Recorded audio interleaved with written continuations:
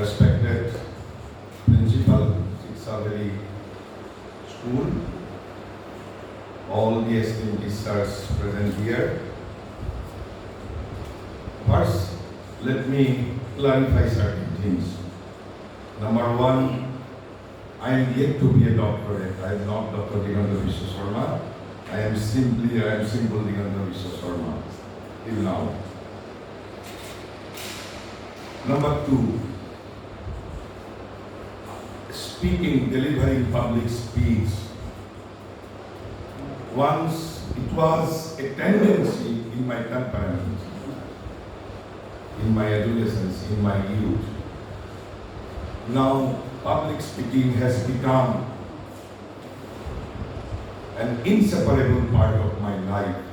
Public speaking has now become a part of my sadhana. Number three, I am neither a scholar, nor do I possess any scholarship. Then why this audacity on my part? What is the strength of my audacity? I have a sense of offering anything and everything. What I think, what I do, anything and everything, at the lotus feet of the Supreme Divine Mother. And this surrender is the sole source of my strength and audacity. So today, we will be discussing certain things. We are supposed to discuss some aspect of the ideal teachers and what education is all about. What education is all about. And who is an ideal teacher? Who is an ideal teacher? Though I shall be presenting, I will not present my own inferior interpretation. I will be presenting some writings directly from the writings of the Divine Mother. And who is Divine Mother? She is the spiritual collaborator of Sri Aurobindo, whom we regard as the incarnation of the Supreme Divine Mother, the mother of the Pondicherry Ashram. So we will be discussing directly from her writing, not with my inferior interpretation. But first, make me an audacious statement. An audacious statement. If I say, brother, it may antagonize you. It may antagonize you. If I say, no one can teach anybody, I'm sure you will not be satisfied, because you are teacher, I know. If I say so, that no one can teach anybody. If I make another audacious statement, that the teacher spoils everything, not anything. Teacher spoils everything by thinking that he or she is teaching. Then you will be definitely angry with me.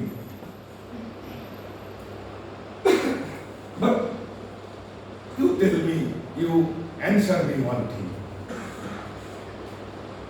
Ecology was refused by Guru Granth Sahib, we know, all know.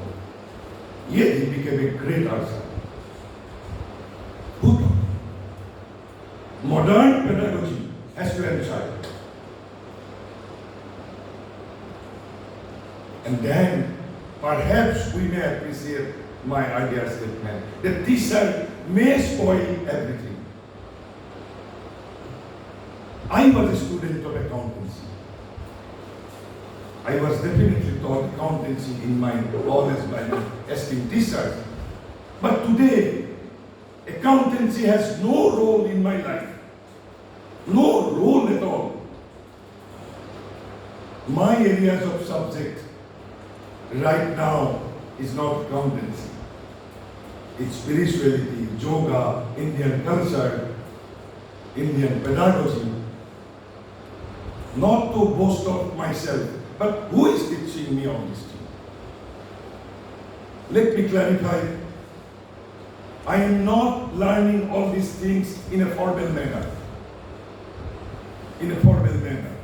Yet I have learned a little bit of all these subjects. Little bit. When Vivekananda delivered his first heroic lecture, it was his maiden lecture. And with that maiden lecture, he created a history. And at that time, his teacher was not in his physical body, in his physical existence. Moreover, his teacher was an illiterate. Ramakrishna Paramahamsa was an illiterate. Who trained up Vivekananda? Modern pedagogy has to answer us. Then you may perhaps to a certain extent, you may appreciate that yes, teachers may spoil everything by thinking that he is teaching, because our real guru is somebody who is not the formal teacher. Maybe. But then second clarification. Such an audacious statement cannot be made by an ordinary fellow like me. It was indeed said by none other than Swami Vivekananda himself, not by me. Swami Vivekananda said, no one can teach anybody. No one can teach anybody. The teacher spoils everything by thinking that he is teaching. He is teaching. So therefore the only duty of the teacher,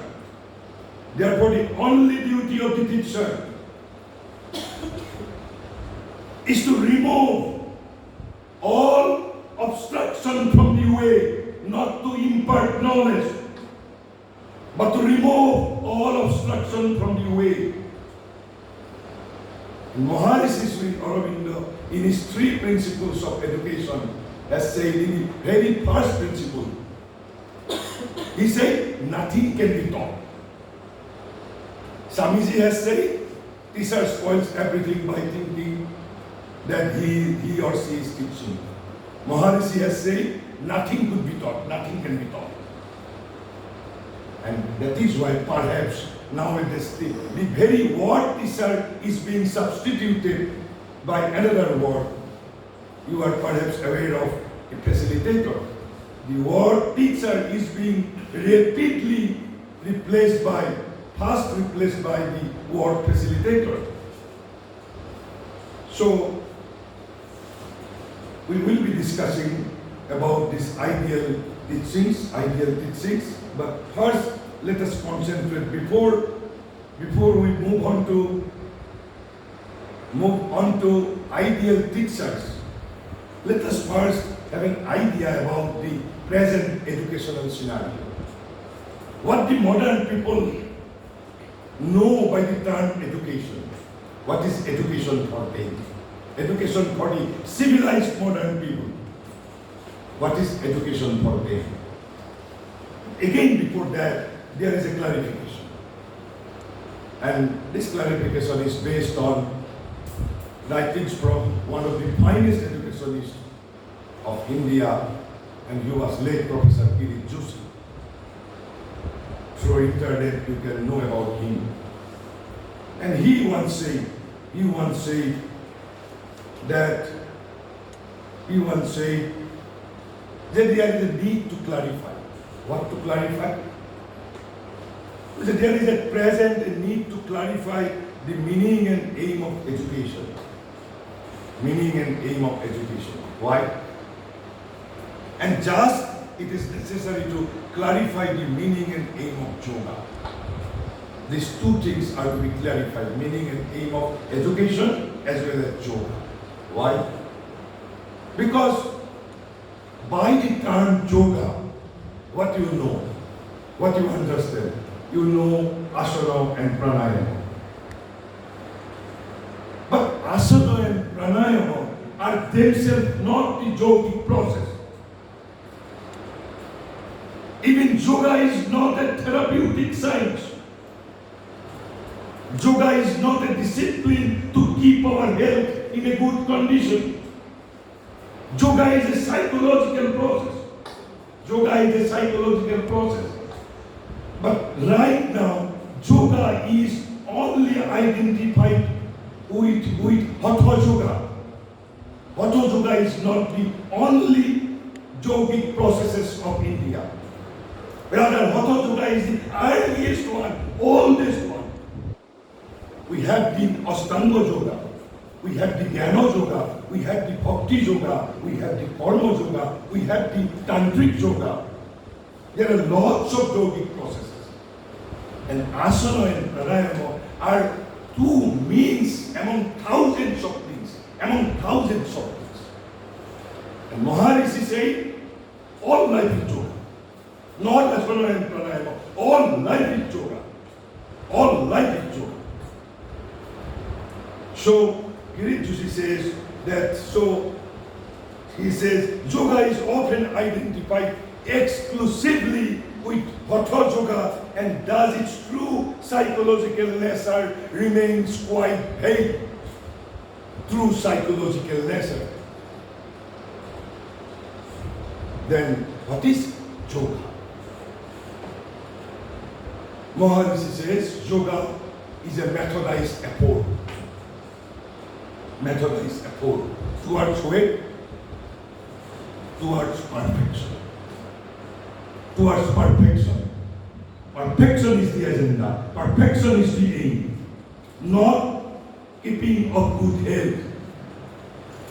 Keeping of good health is also means to achieve perfection. Keeping of good health is not the aim of yoga. Not even the minimum aim. So yoga is a methodized effort towards perfection. First thing. This is the first objective, but there is a higher objective, rather highest objective. But what is the means? What is the process? What is the yogic process? By yogic process, what do we mean? We now understand perfection is the objective, perfection is the goal, perfection of everything, perfection of mind, perfection of body, perfection of our vital, our emotions, perfection of intellect, perfection of heart, everything, perfection in respect of everything, integral perfection. Then, but what is the process? Process is expression of potentialities latent within. Infinite potentialities are latent within us. Infinite potentialities. So how we are to achieve perfection?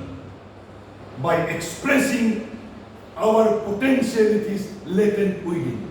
So asana, pranayama, these are all processes to express our latent potentialities. It is not something to be addressed for therapeutic purpose. So then we know two things. Perfection is the agenda, perfection is the goal. And what is the process? Process is the by expressing potentialities latent within us. Man can even become Brahman. This is our ultimate destiny. We are heading towards becoming Brahman. Maybe we may require thousands of lives, but definitely we are heading towards Brahmanhood.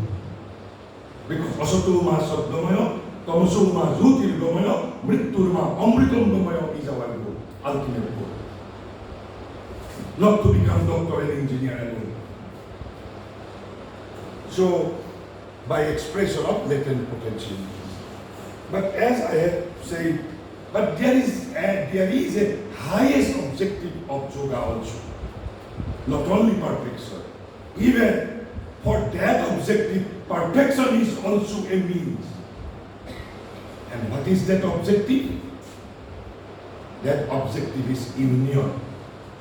Union with whom? Union with everybody.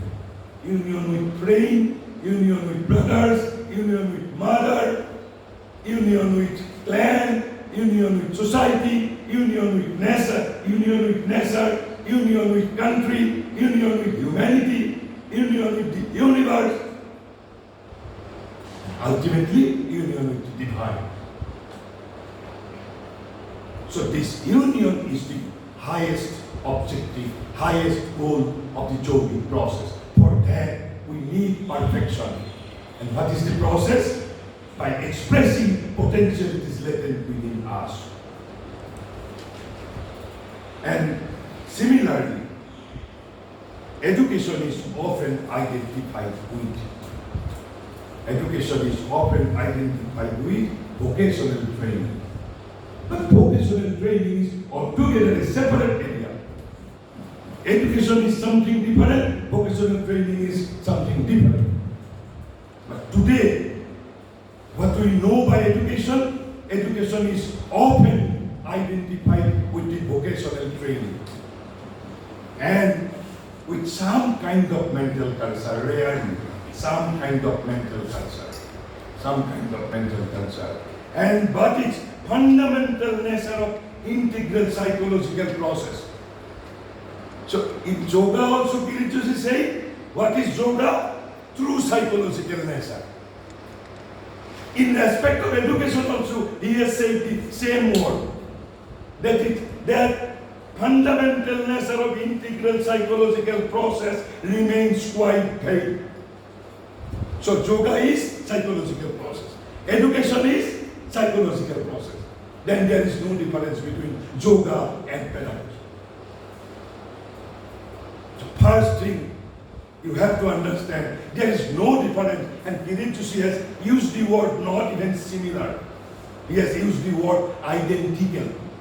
Identical, not even similar. He said, in the right view of yoga and education, we find education and yoga are one and identical process. Not even he is using the word similar. He is saying yoga and education is one and identical process. So this is the first clarification. Then second clarification, what do you mean by education right now? One is vocational training. And for that, what is our pedagogy? What is our process? Present education system is consisting of three things, only three things. And there is a fourth thing too, but it's very rarely taken into consideration. Very rarely. There is a fourth, and that rare thing is the right direction towards right education. But so far, modern civilized scientific humanity has not understood its value. That fourth thing. Right now, we are concerned with only three things. What do you mean by education? Education is acquiring knowledge. Number one, is it not? Acquiring knowledge. But whether knowledge or information, that has also to be decided. Whether it is knowledge or information. Whether it is wisdom or knowledge or information. We are not different because there are three words: information, wisdom, and knowledge and wisdom. Knowledge is not information. Information is not knowledge. Even knowledge is not wisdom. Still, this is the first element, acquiring of knowledge. And what is the second element of education, today's education? Getting introduced to tangible object. Getting introduced to tangible object. And what is the third? Gaining mastery over certain subjects. This is all about education. Nothing more. Even what we call world-class education, that very world-class education consist with these three elements only. Acquiring of knowledge, getting introduced to tangible object, and gaining mastery over certain subjects. This is all about education. And what is the fourth element? Which is yet to be really understood by the humanity. Though some educational institute, some educational experts have recognized its value, and it is slowly being recognized. And what is that? The cultivation of the faculties. Not the acquiring of information, not the acquiring of knowledge, but the cultivation of faculties of knowledge. Cultivation of faculties of knowledge. This is the only right thing towards right education. Cultivation of faculties of education. And why this thing is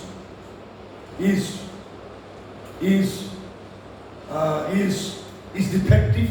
Why? Why it is defective? Why it is defective? Because there are three things in it. Why? It is not that we do not recognize these things as part of education. We do recognize.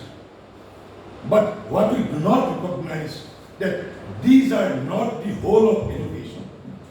These are only part of education. We do recognize acquiring of knowledge, getting introduced to tangible object, mastery of subjects may be part of education, may be part of education, not the whole of education. And why it is part? Why it is not the whole of education? Because it suffers from certain things. And what are those things? First, we have to understand what we need first is not subject. It is man. It is the student. Not the subject. Subject is secondary. Primary is the man. Man is the primary concern. Man. Man should be targeted. Man, life. Man. So what we need first is man. And what type of man? The man who has realized in his heart of hearts the throb of life. Throb of life, the source of strength. So we need that type of man who has realized his own strength within. Own strength within. Why? We do not want to make our students reliant on others. We want to make them self-reliant. We want to make them reliant on their own source only, own strength. Not to depend on society, not to depend on University Grants Commission, not to depend on syllabus, not to depend even on certificate, not to depend on marks. They are to depend, they are to be self-reliant. They are to be free citizens. And we need first man, first student first. Not the teachers first. Student is the king. And why we need such type of man? Because you might be thinking, if education is all about this, how he will survive in this world? How we will win the battle of life? Because we have to be slave. We have to serve multinational. We have to be job better. Without begging how I could survive myself. Because there is only one objective remaining with the student. All want to be slave. All want to be job better. Nobody wants to be job creator. Everybody wants to be job seeker. But the student who has realized his strength within, for him, it is not difficult for such a man. It is not difficult for such a man to be well equipped with arms and ammunition to win the battle of life. Because we do not introduce them to their original source of strength. That is why they feel helpless. If multinational do not make them slave, how they will survive? Because they do not know about their own strength. Within us, infinite strength is stored within us. Just I am to show you one book. The book is Power Within. Power Within. I am not going to deliberate upon all these things. Just I am to show you the power within. It is a compilation from the writings of Sri Aurobindo and the Mother. But in the name of education, what we are doing, we are introducing them to tangible objects, acquiring of knowledge and mastery of chemistry, physics, biology, etc. Subjects can be learned even without the help of educational institute. I myself, I am not boasting of myself. I am the living example. I was a student of accountancy. Because there is a guru. There is a guru. Without guru, I cannot learn. But that guru is not teacher. Who is that guru? I will be telling you. Who is our real guru? Who is our real guru? So, this is the answer why vocational training is not part of true educational process. Because the man who has realized his own strength within, for him it is not at all difficult. It is not at all difficult to be well equipped with arms and ammunition to survive in the battle of life. And why this education suffers? Because in the first place, such an education ignores the learner. It concentrates only on subject syllabus. First thing. Second, it does not try to establish any simple and natural relationship with this learner. No natural relationship with the learner. Ignores the learner and no natural relationship with the learner. And number third, it does not allow him to realize deeply and firmly his inner life pulses. It does not allow. It prevents, rather. It does not allow him to realize his life pulses within. He has been taught, learn this subject or that subject. Because you are to become a slave. You are to serve multinational. This is your ultimate destiny of life. I am not prepared to that destiny of life. I am here to become Brahman. I am not born to serve multinational. Yes, I am born to become another multinational. I will become another Jamshedji Tata. I will not become a job seeker because I am aware of my own potentialities within me. I can become king. I am not born to be a beggar. I am born to be a king. So, this is education. Then 2-3 revealing utterances from Mahajogi. Why modern people values education then?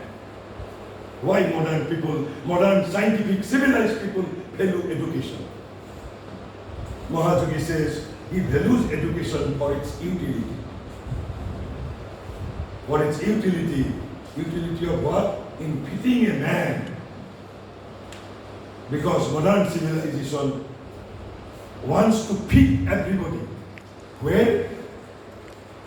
In a competitive or a socialized industrial existence. This is the goal of the civilization. We have to fit ourselves. We have to fit ourselves. We have to fit ourselves in a competitive or socialized industrial existence. Because this existence is not a cultural existence. This is an industrial, socialized existence.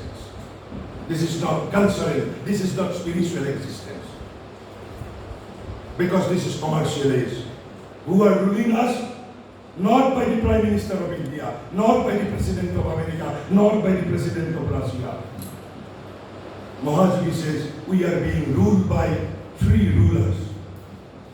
And they are the supermen of this commercial age. Who are they? First one is the opulent plutocrat. The opulent plutocrat. Second one is the successful mammoth capitalist.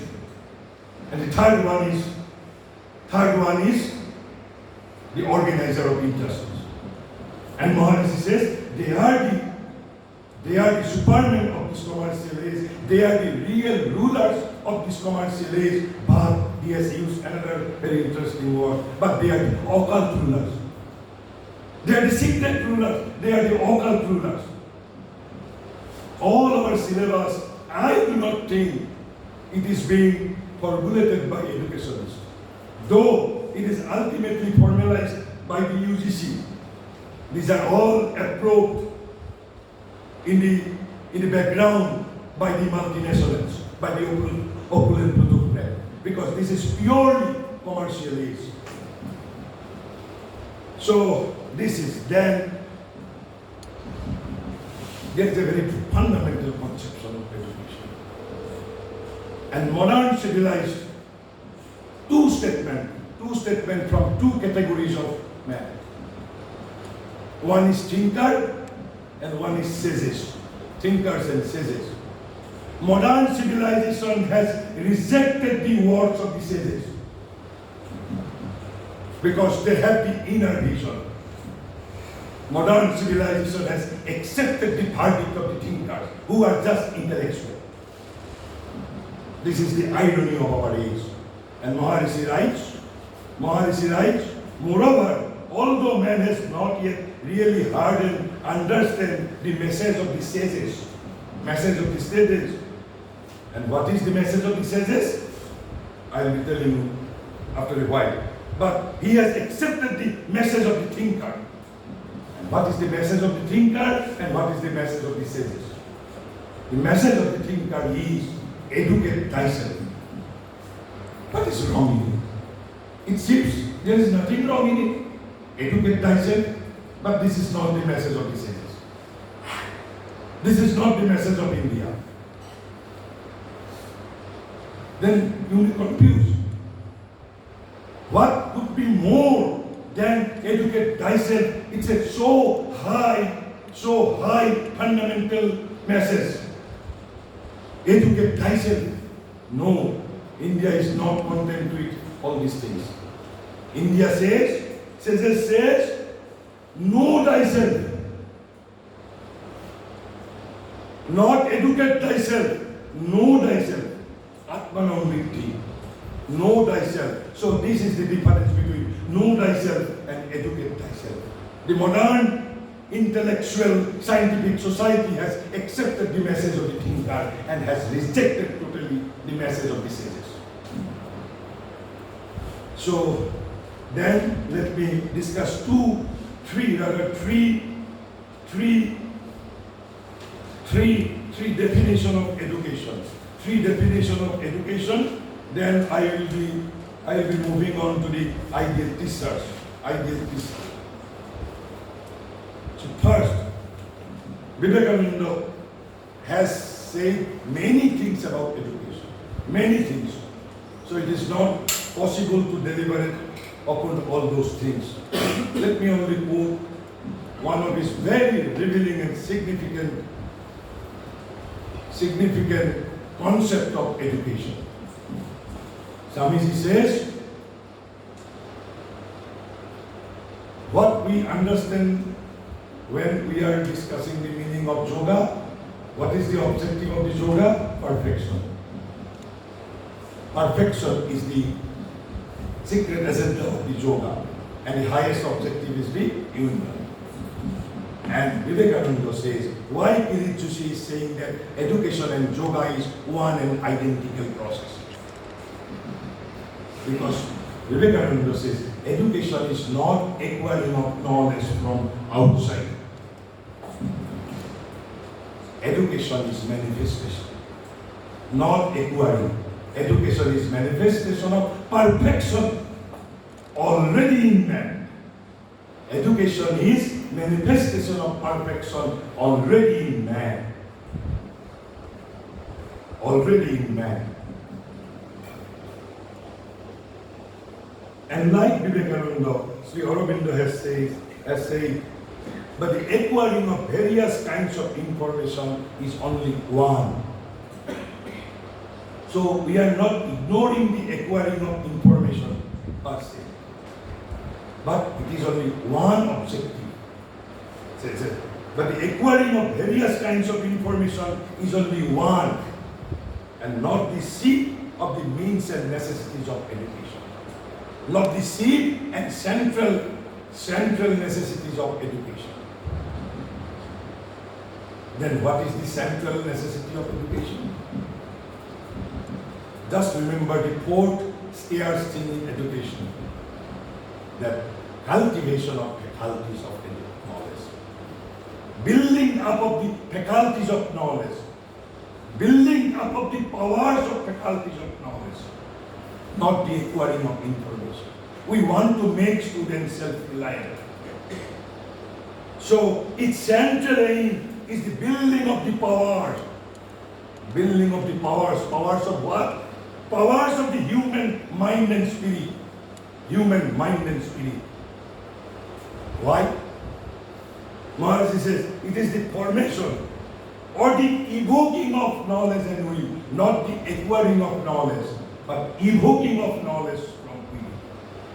Not the acquiring of knowledge from outside, from the libraries, from the encyclopedia, from the classroom.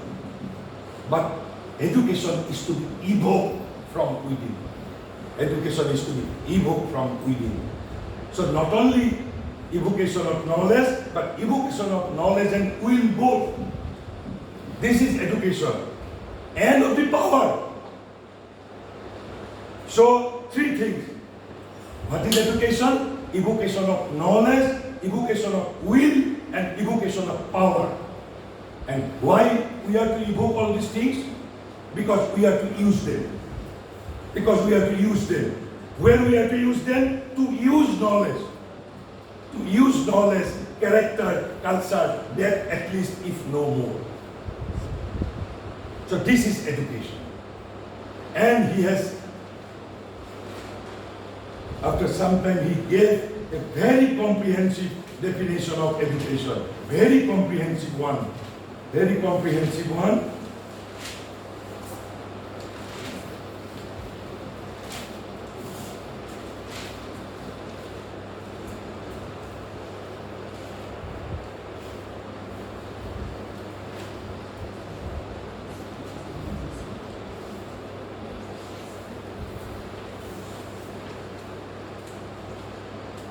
So he says, in a very comprehensive definition, in one single definition,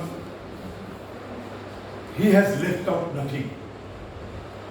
Nothing.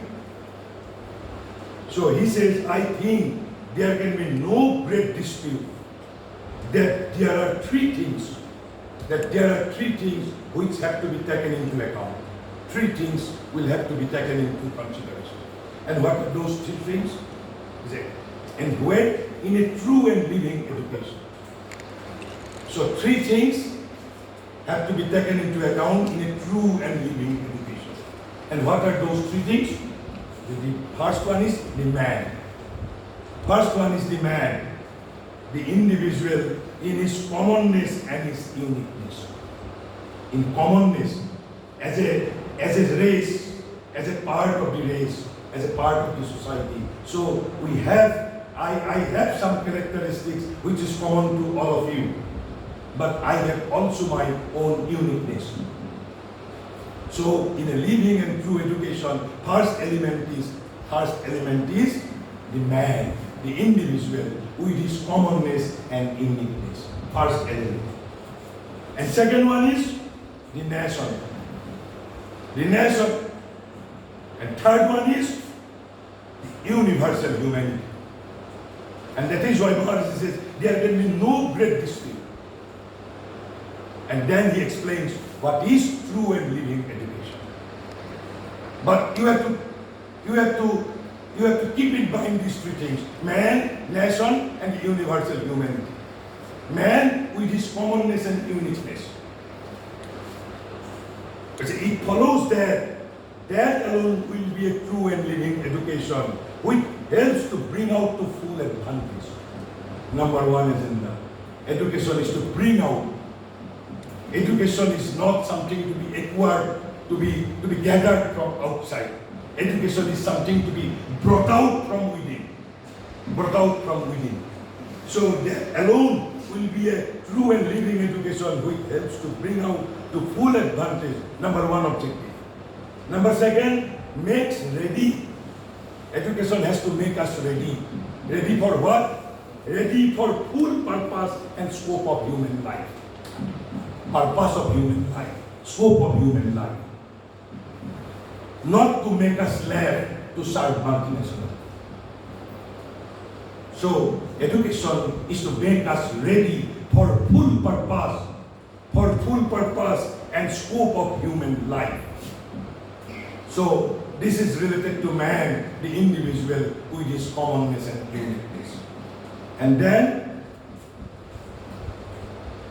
and from whom all that is in the individual man.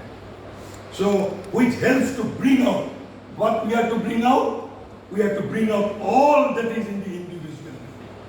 Whatever is within you, whatever is within you, that has to be brought out. This is education. And why this needs to be brought out? It is to be brought out to help him to full advantage, to make him ready for the full purpose and scope of human life. So this is the first objective. And it is related to the first thing, that is the man, the individual, with his commonness and uniqueness. And the second element is, which at the same time helps him for what? To enter into right relation. To enter into right relation with the life, mind, and soul of the people.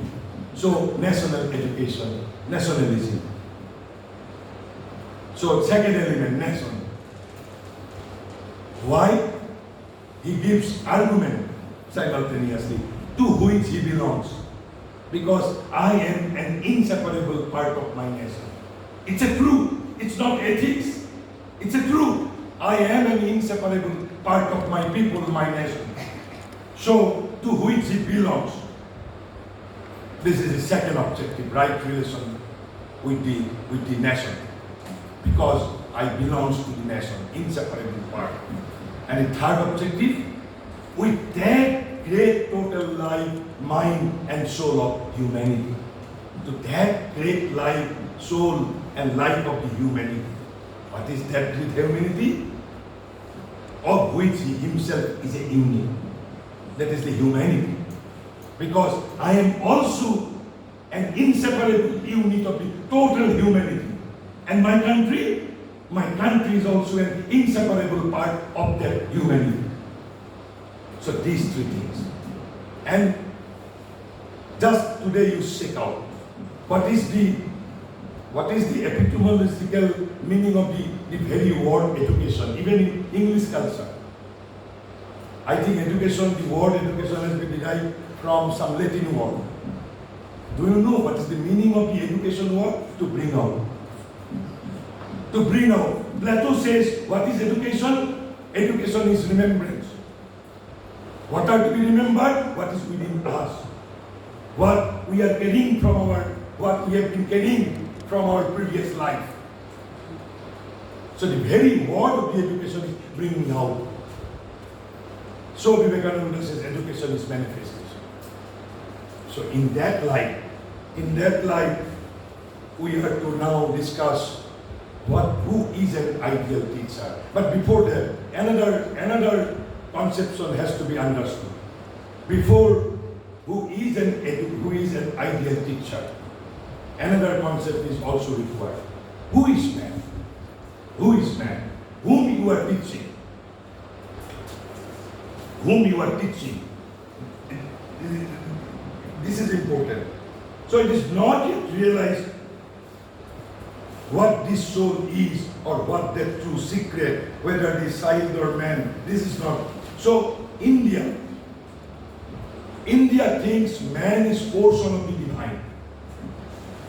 India thinks what is nation? Nation is also portion of the divine. And what is humanity? Humanity is also manifestation of the divine.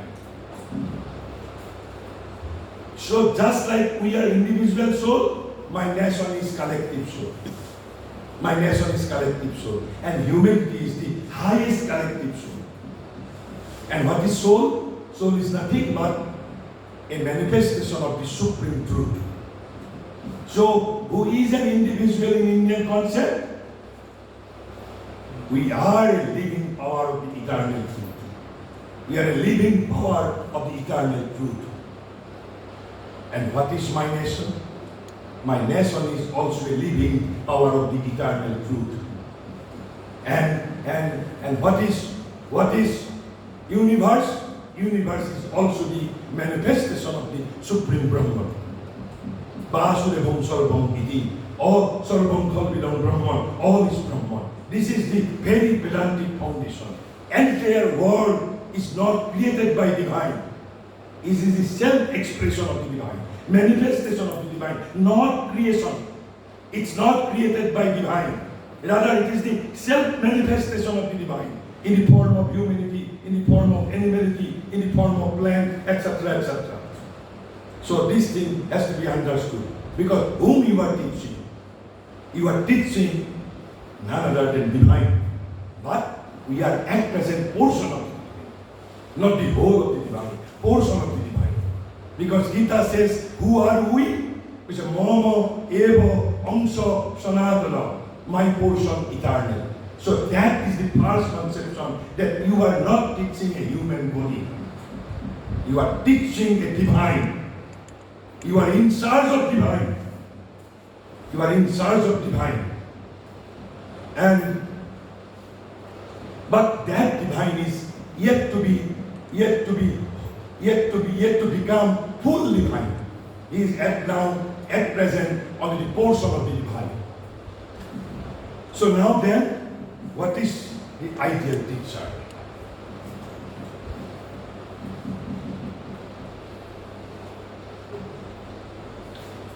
So first quality, and it is from mother's writing. It is from mother's writing, not from my own intellectual inferior interpretation.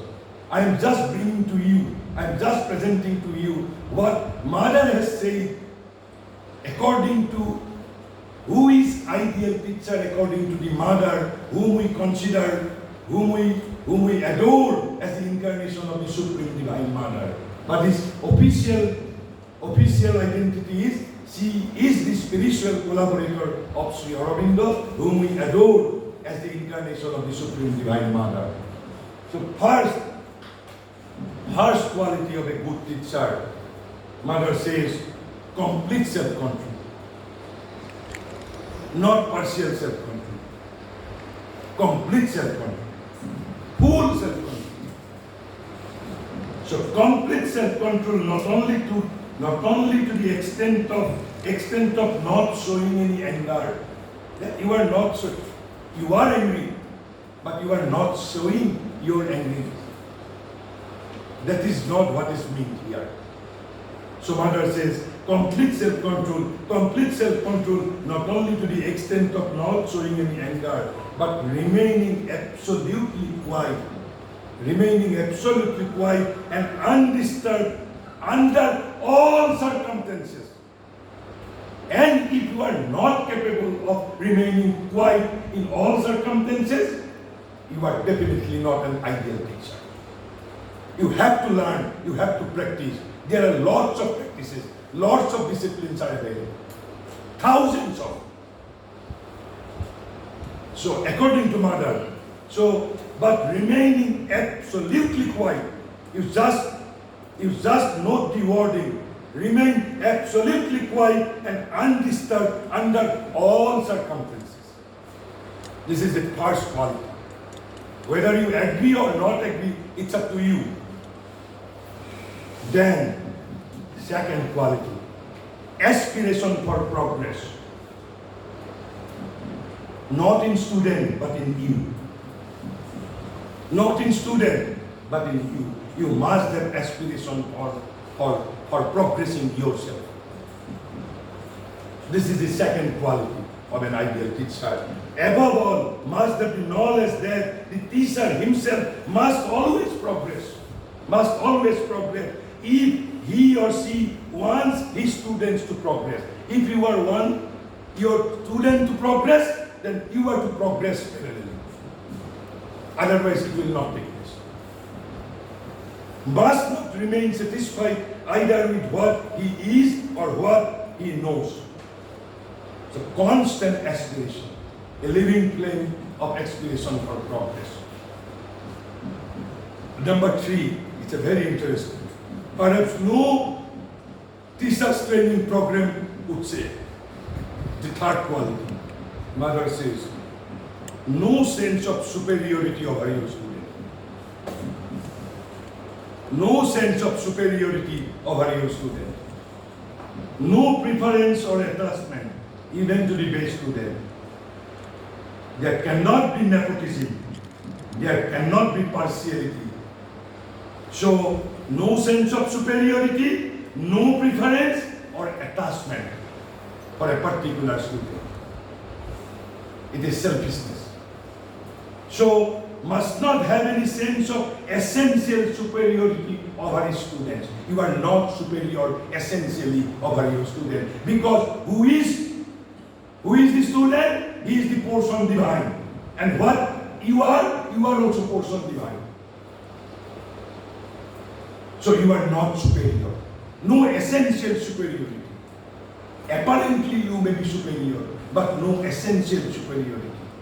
So, and that is why I am lecturing all these things separately, not in the presence of students. So, must not have any sense of essential superiority over students, nor preference or attachment, whatever for one or another. For you, all the 50 students of your class must be equal. Whether he scores 90, whether he obeys you or not, because all are Sri Krishna in front of you. So number 4, fourth quality. All are equal spirituality, which I have already spoken. All are spiritually equal. May not be, from mundane point of view, they may not be equal, but spiritually they are all equal. Whether he scores 90, whether he scores 60. Whether he obeys you or do not obey you. Because all are equal spiritually, not tolerance, but global understanding or comprehensiveness. It is not sufficient to tolerate your student. Toleration is very preliminary thing. Toleration is not the goal. What you need to develop, a global understanding or comprehensiveness. So must know that all are equal spiritually, and instead of mere tolerance, must have a global comprehensiveness or understanding. Global understanding. So universal understanding, not tolerance. What you need to develop is understanding, not toleration. Then, number 3, this thing has been told to you, that number 3, you have to understand that it is from Sri Aurobindo's writing, not from others' writing. What now I am going to reveal you. That a self-developing soul, whom you are teaching, a self-developing soul, not a human body. A self-developing soul. So, but at least there was a glimmering of the realization that each human being is a self-developing soul, and that the business of both parent and teacher is to enable and to help the child. In what respect? To educate himself. In what respect? To develop his own intellectual, moral, aesthetic, and practical capabilities. And to grow freely as an organic being, not a plastic material, but as an organic being. Not to be needed, that is like that is atta, how the atta is needed, not to be needed. Student is not to be needed and pressured into form like an inert plastic material. Who is sitting in front of you, he is a self-developing soul. So this is the 5th quality. Then the 6th quality. teacher's punctuality and grace. So the teacher should always be punctual and come to the class a few minutes before. A few minutes before it begins and always properly dressed. Mother has also taken consideration, has taken care of all these minutest elements, that you should come few minutes before it begins. You should be properly dressed, because all these things have influences on students. Then number 2, this is very dangerous thing, Mother has said. Perhaps whether possible for you or not, I do not know. Whether at all possible for humanity or not, I do not know. Because lying and losing temper and raising hand. Raising hand, it's okay. Nowadays, because law is there, we cannot raise hand our student. So, although sometimes exceptional things happen, we come through the newspaper news. But so lying and losing temper, you cannot lose your temper, you cannot lie. And if you lie, don't think you are caught. Always you are caught. Because whom you are teaching none other than divine, a self-developing soul. His soul within can understand whether his or her teacher is lying. He will be caught, and you are caught if you lie. So lying and losing temper and raising hand. Then elementary and preliminary things. These are elementary and preliminary things which ought to be practiced in all schools without exception. Then the psychological control. One can be in psychological control of the children only when one is control of one's own nature. If you are not in control of your own nature, then you will not be able to control your student. You may score in mathematics 110 out of 100. But you must have self-control over yourself. Then only you shall be able to control your student. And then, next quality is knowing thoroughly. What you teach, you must know thoroughly. Not partially, thoroughly. You must thoroughly. Understanding students and their needs. You have to understand your subject thoroughly. You have to understand your student, and you have to understand the needs of your student. And then be calm and very patient. Be calm and very patient. Never get angry. One must be master of oneself in order to be a master of others. If you are really want to be a master of others, first you have to be master of yourself. So no anger at all. Patient all throughout. And then, love and gentleness. Love and gentleness. The children must be educated in an atmosphere of love and gentleness. Love and gentleness. And then, no scolding, no violence at all. No raising of hands. In any situation, no scolding, no violence. It is strictly prohibited. No violence, no scolding. And then, next quality is living example of virtue. You have to be a living example of virtue. Always a gentle kindness, and a teacher must be the living example of the virtue the child must acquire. So if you want your student to acquire some qualities, if you do not want, then it's fine. If you want your students to acquire certain qualities, then you have to be the living embodiment of that qualities. Otherwise, it will not be possible. Only lecturing will not do. You have to be a living example of those qualities which you want to see develop in your students. And then, happiness of student, living example. Happiness of student. The children must be happy to go to school, happy to learn, and the teacher must be their best friend, not a boss, not a master. You have to be best friend. They must love to come to school. They do not show any plea that no, today I'm suffering from pain. I do not want to go to my school. He should not tell such things to parents. Even if she or he is suffering, he or she should love to come to school because he has a friends in his or her classroom, because the atmosphere in school is more conducive than his or her home. So you have to create such an atmosphere. So the teacher must be happy to go to school, happy to learn, and the teacher must be their best friend who gives them the example of the qualities they must acquire. So you have to be lover of your student. The student has to fall in love with you. And all depends on teacher. What depends on teacher? And all that depends exclusively on the teacher, what he does and how he behaves.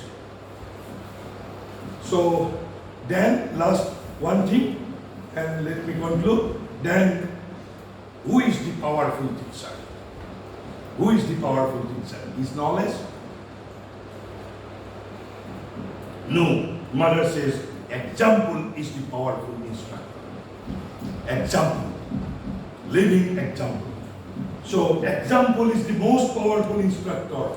Never demand from a child an effect of discipline that you do not make yourself.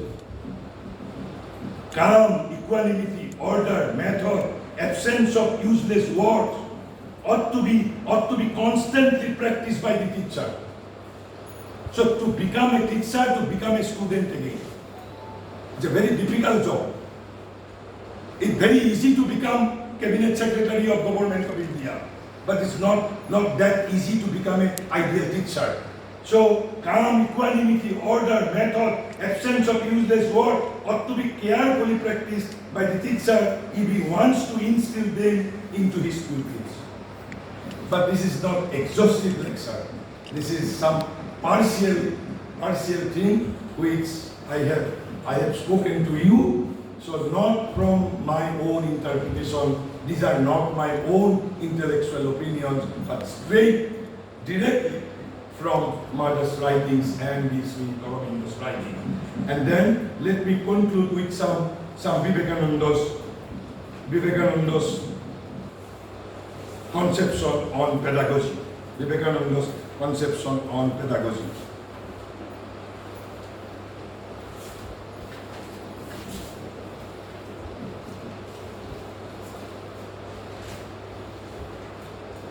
So Vivekananda says, the first one, why Vivekananda says he or she spoils, so that no one can teach anybody. The teacher spoils everything by thinking that he is teaching.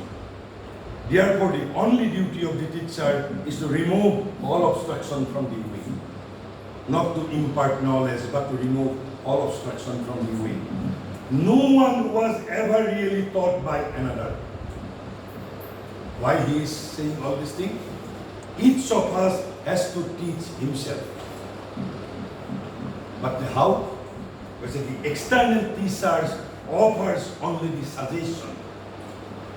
External teachers only suggest, only offers only the suggestion. So there is an internal teacher, and he is the supreme teacher, whom we carry within us.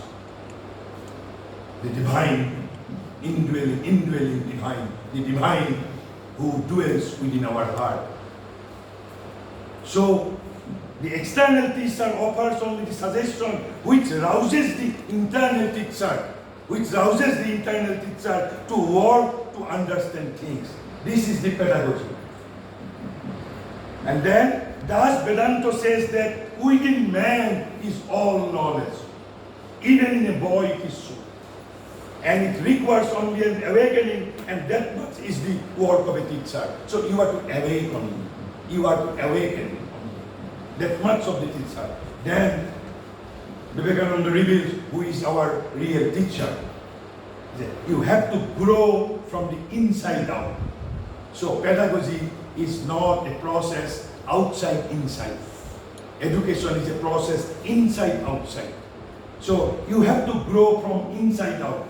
None can teach you.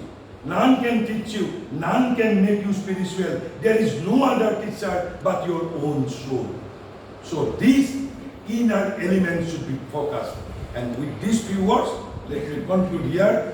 And my infinite gratitude to the school authority, Shiksha Valley School Authority, for giving me this opportunity to speak few words before you on ideal teachings and some aspects relating to the concept of education. And with these few words, let me allow to conclude here. My thanks and gratitude to all of you. Thank you.